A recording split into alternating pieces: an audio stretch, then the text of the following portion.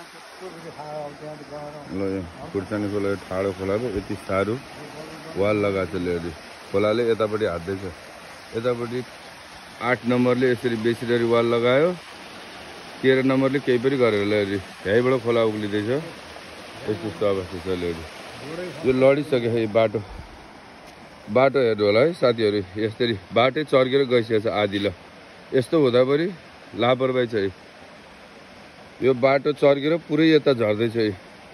यतापट्टि भाग भयो, यो बाटो चर्केर पुरै तल झर्दैछ हेर्नु है। यस्तो पाराले चर्किरहेछ। यो 13 नम्बरको र 8 नम्बरको जोड्ने पुल यो विद्युत नगरपालिका 13। अनि यहाँबाट यो 8 नम्बरले यसरी बेसिररी वाल लगाएर गयो। त यो 13 नम्बरले केही पनि गरे हेर्नुहोस् ल, यहीँबाट खोला उक्लिँदैछ। ल यहीँबाट खोला उक्लेर यो बस्तीहरूलाई यसरी असर गर्दैछ है। यो बस्तीहरूलाई एकदम धराब छ हेर्नुहोस्। घरहरू यहाँ नजिकै छ। यो जग्गा त बरु जग्गा जमिन त गइरहेको हुन्छ मान्छेको। यस्तो छ 13 नम्बरको। यहाँ हेर्नु सक्नुहुन्छ आधी पुलै भयो, रोडै आधी खाइरहेको छ। ल यो रोडै चर्केको है तपाईँको देख्न सक्नुहुन्छ। यो यहाँबाट यति रोडै चर्केर यो अहिलेको साल हल्का मात्र खोलाले धर्कायो भने यो चर्केर पुरै यसरी गइरह्यो। यो पुरै सिमाना हो यसरी, यो खोलाको सिमाना है। ल अब यहाँ माथि यहाँ एउटा बगैँचाको लागि यो राखिदिएको छ।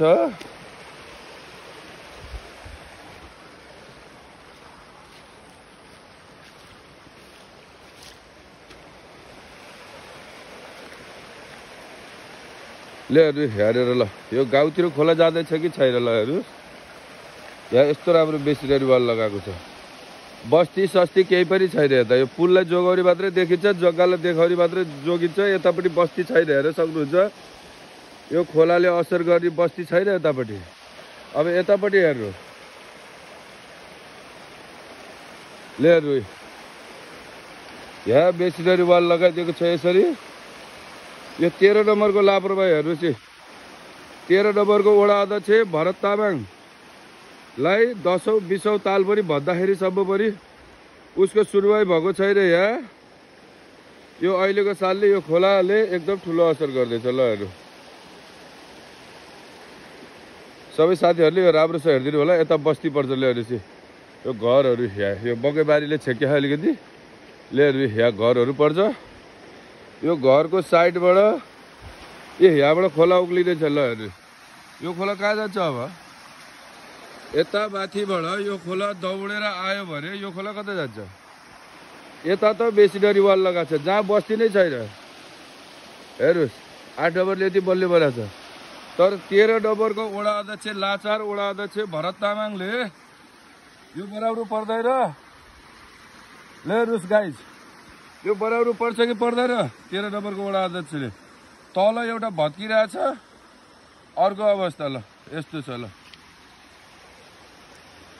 यो जनताले भोट दिएर जिताएर यो 13 नम्बरको लाचार वडा अध्यक्ष भरत बहादुर तामाङले यो बनाउनु पर्दैन।